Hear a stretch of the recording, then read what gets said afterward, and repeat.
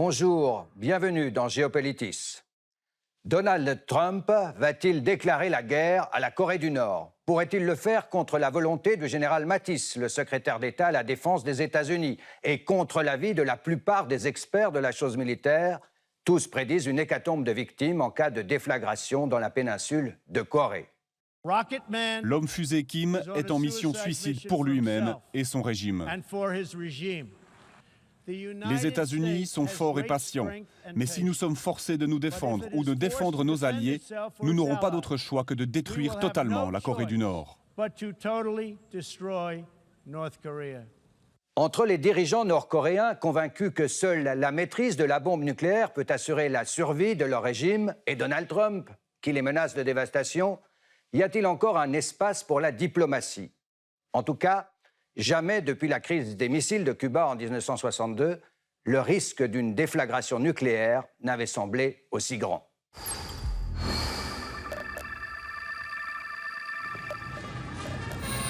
Le 20 janvier, c'est un président hors norme qui s'installe à la Maison-Blanche. On lui a bien sûr expliqué la complexité de l'arsenal nucléaire américain dont il détient désormais les codes de mise à feu. 3 semaines avant cette prise de fonction, le premier jour de l'an, Kim Jong-un, le dirigeant nord-coréen, s'était félicité de mettre la dernière main à des missiles qui seraient capables d'atteindre le territoire des États-Unis. Cela n'arrivera pas, avait instantanément riposté Trump dans un tweet vengeur. C'étaient les premières escarmouches dans cette escalade qui n'a cessé de s'amplifier et qui fait craindre au monde une déflagration nucléaire dans la péninsule de Corée.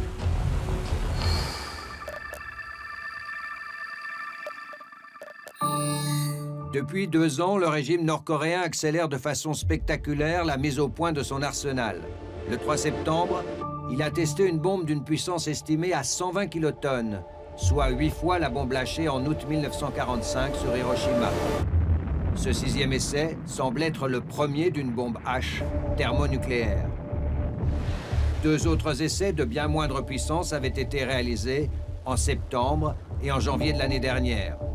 Parallèlement, la Corée du Nord multiplie ses essais de missiles balistiques, pas moins d'une vingtaine depuis le début 2016, qui à chaque fois illumine de joie la présentatrice du téléjournal nord-coréen.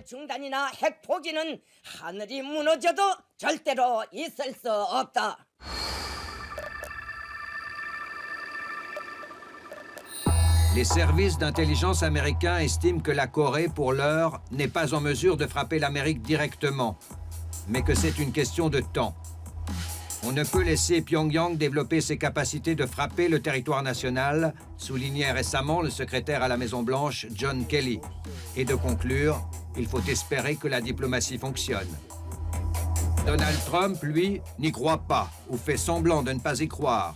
Un tweet lâché le 9 octobre disait ceci: « Notre pays a négocié en vain avec la Corée du Nord durant 25 ans en dépensant des milliards pour ne rien obtenir. La politique ne marche pas. » Comme si le président des États-Unis voulait, en moins de 140 signes, préparer son opinion publique à la guerre. Bonjour David Sylviane. Bonjour. Vous êtes professeur à l'Institut des études internationales et du développement à Genève, américain d'origine, et puis plutôt pas partisan de Donald Trump, on va le dire. Je vous pose la question que tout le monde se pose. Est-ce qu'il pourrait déclarer la guerre à la Corée du Nord? Non, je crois que non. Il n'a pas vraiment les moyens organisationnels et il est également contrecarré par pas mal de ses propres secrétaires, etc. Vous êtes en train de me dire que le président des États-Unis n'a pas autant de pouvoir qu'on le pense? Je vous explique. N'importe quel président, comme n'importe quel chancelier, n'importe quel premier ministre, etc., devrait passer ses souhaits à travers les organisations. Et Trump, comme n'importe quel président, devrait trouver les gens à rédiger ses souhaits de façon vraiment concrète et précise. Jusqu'ici, il n'a rien fait à propos de cela. Et donc, si, par exemple, on regarde la Corée, la situation là-bas, on ne voit pas toutes les organisations, toutes les actions typiques d'une organisation, par exemple, comme le département de la Défense, qui se prêterait d'entrer en guerre. Donc, jusqu'ici, on est un peu plus sûr. Mais on a d'un côté Trump qui tweet et qui fait des discours, menace de détruire la Corée, puis d'un autre côté, son entourage proche qui démine le terrain en quelque sorte. C'est une situation schizophrénique. Absolument. Mais c'est inquiétant, on parle quand même de la première puissance du monde. C'est inquiétant parce que d'une part, ça veut dire qu'il y a effectivement un type d'autoguidage des organisations et il n'y a pas quelqu'un qui vraiment se dirige, qui dirige tout ça. Et deuxièmement, c'est inquiétant parce qu'on ne peut jamais exclure les accidents, les hasards, quelque chose qui est complètement imprévisible, comme par exemple dans 1914, l'assassinat de l'archiduc.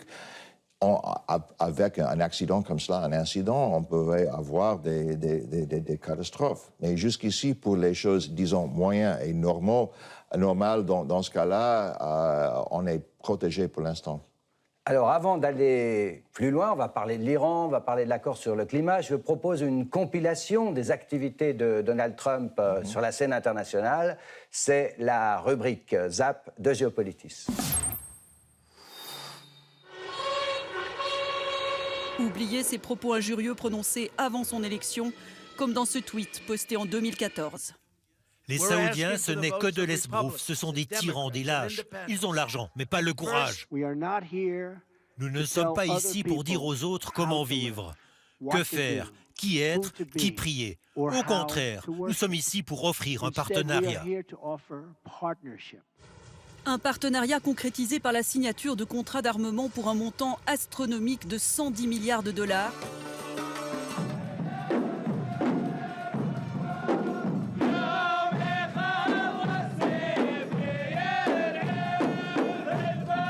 L'OTAN, mais aussi la Chine, la Syrie, Donald Trump est-il contraint à la réelle politique malgré tout? Sous Donald Trump, l'égoïsme en fait ressort. C'est une superpuissance égoïste et qui va renégocier, qui demande d'ailleurs à travers la planète de renégocier un certain nombre d'accords. Le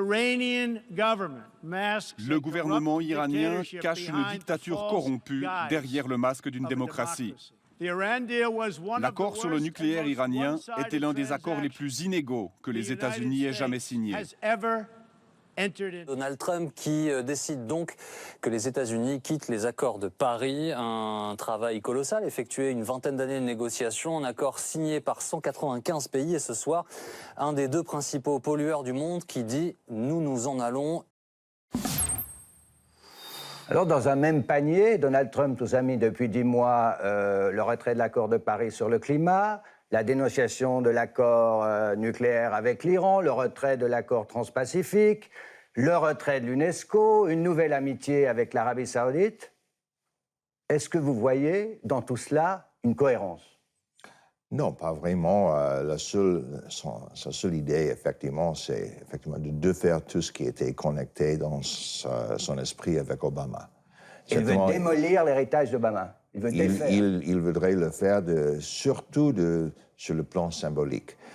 Je crois qu'encore une fois, en ce qui concerne les choses concrètes, les politiques de façon détaillée, c'est pas du tout son métier, il s'en fiche complètement de tout cela, et donc il voudrait, pour gagner, entre guillemets, un de ses mots favoris, il voudrait simplement que ça soit étiqueté, ok, il a défait ce qu'avait fait Obama, basta, ça lui serait suffisant. Et donc, pour lui, c'est pas forcément vraiment de renégocier certains des accords, comme par exemple l'ALENA, etc., même s'il est en train de le faire, c'est plutôt de dire, OK, moi, j'ai refait. Et c'est ce qu'il cherche, une victoire symbolique. Mais d'autre part, par exemple, pour l'amitié avec l'Arabie saoudite, ça, c'est une politique américaine qui date depuis les années 40. Il renoue en quelque sorte avec l'époque de Bush. Il n'y avait pas un seul président qui avait vraiment questionné tout cela, ça, depuis Franklin Roosevelt.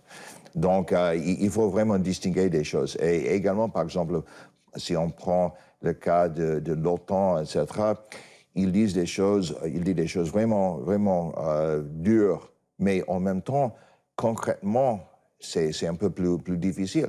Ça ne veut pas dire que ces mots n'ont pas une incidence. Ils ont une incidence, mais l'incidence, c'est plutôt symbolique, c'est plutôt l'encouragement d'autres forces. Ça ne gêne pas forcément au jour par jour, donc la coordination, disons, quotidienne. Donc vous diriez, Trump n'a pas de véritable vision. Vous avez dit il est paresseux tout à l'heure. Il est complètement paresseux. Il refuse, par exemple, à lire les mémorandums qui sont plus d'une demi-page.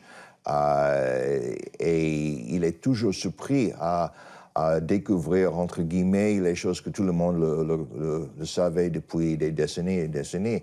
Donc, pour quelqu'un comme cela, il n'a pas simplement la possibilité de mettre en œuvre tout ce qu'il voudrait faire.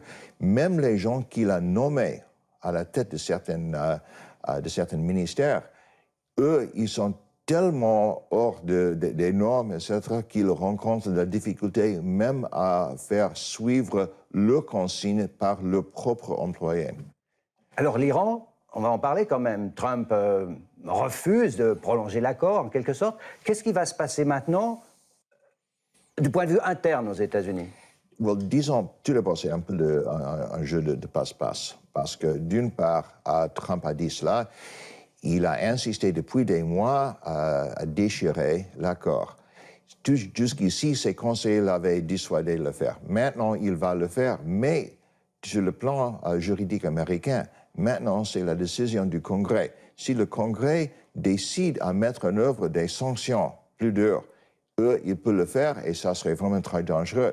Mais tous les signes jusqu'ici indiquent que la grande plupart des républicains dans le Congrès, surtout dans le Sénat, ont bien compris que ce n'est pas du tout dans l'intérêt des États-Unis à défaire tout cela. Donc je crois qu'encore une fois, Trump avait gagné dans son propre esprit parce qu'il a fait des choses contre Obama et d'autre part, les choses vont continuer comme ils étaient dans le passé. Il proclame une Amérique plus forte, America First. Est-ce qu'en réalité, il n'est pas en train d'isoler les États-Unis sur la scène internationale? Bien sûr, il isole les États-Unis et c'est tout le travail de la grande plupart de ses collaborateurs et par ailleurs la grande plupart des sénateurs dans le Sénat américain effectivement à voyager énormément, parler énormément avec tous les alliés américains, tous les partenaires des États-Unis pour les rassurer que restez calmes. D'une part, les choses ne vont pas changer concrètement sur le terrain et deuxièmement, il y aurait bien sûr un après-Trump. C'est ma dernière question. Si vous deviez donner un conseil à M. Macron, à Mme Merkel, comment faut-il faire pour avoir une influence sur Donald Trump, ce président insaisissable, imprévisible? Je dirais chercher quelque chose en forme écrite. Ça veut dire? Ça veut dire il ne faut pas fier à les paroles seulement dans les textes qui sont effectivement possibles d'être publiés, d'être utilisés par tout le monde. Parce qu'autrement, tout le record de Trump indique qu'il dit quelque chose et le lendemain, même quelques heures plus tard, il peut dire exactement le contraire. Donc je crois que ni Merkel ni Macron devraient se tromper, si vous voulez, par les choses que dit Trump dans ses conversations, mais seulement sur les choses qu'il a signées, sur ce papier. Merci, David Sylvan. C'était un plaisir de vous recevoir sur le plateau de Géopolitis. Merci à vous.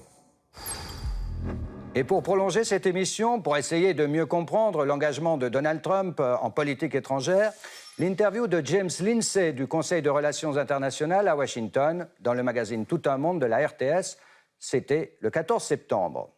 Notre invité David Sylvian a publié un livre de référence, US Foreign Policy in Perspective, Clients, Enemies and Empire, ou comment les États-Unis ont forgé leur empire depuis un siècle, aux éditions Routledge à Londres en 2009.